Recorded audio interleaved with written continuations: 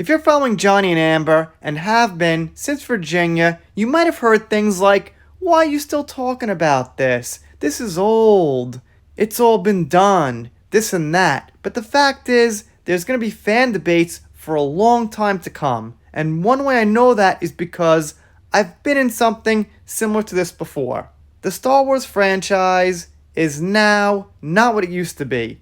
It's completely divided by people who like the Disney Star Wars and people who like the Lucas Star Wars. The point is, the fan debates have been going on since 2015. It's no longer really about which movies are better or worse, although of course that's part of it. It's more about letting you know that your opinion is not shared by me. And this with Johnny and Amber has a similarity. Although the case is over, the main event's over, there's gonna be debates just like this. This person says, "Being an Amber Heard supporter is harder than being in the military." Well, I can't say for sure. I've never been in the military, and I've also never been an Amber supporter. However, I can imagine which one is a little tougher. I'm gonna guess the military.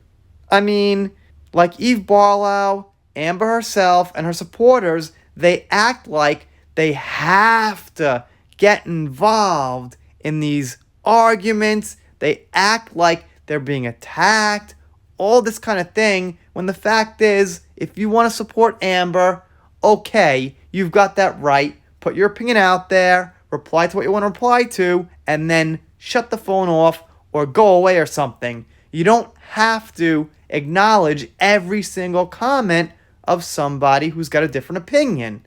But they act like they have to, and it's something that's really irritating them, that's really bothering them, that's really hard for them. The fact is, it's nothing. It's a zero. You can put your opinion out there and then nothing. So Tug says, being an Amber Heard simp is harder than being in the military.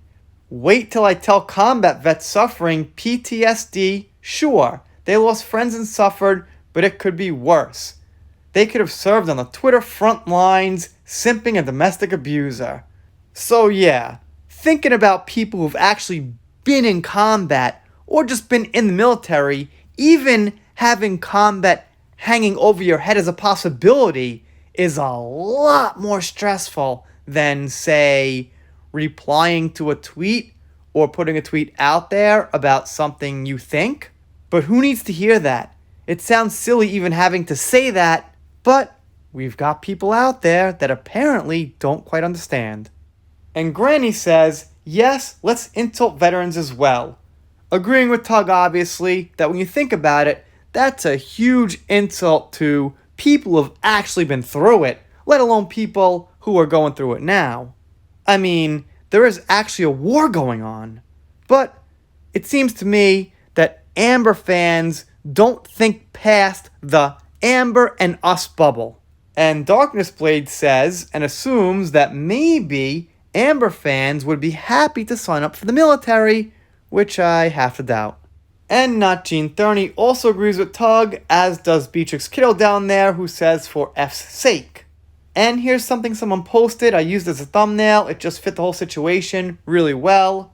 This tweet here, when Tug made it, or excuse me, post now, it's X not Twitter, was like an hour old, so that's about all I have, but I think I got everything I wanted to say out.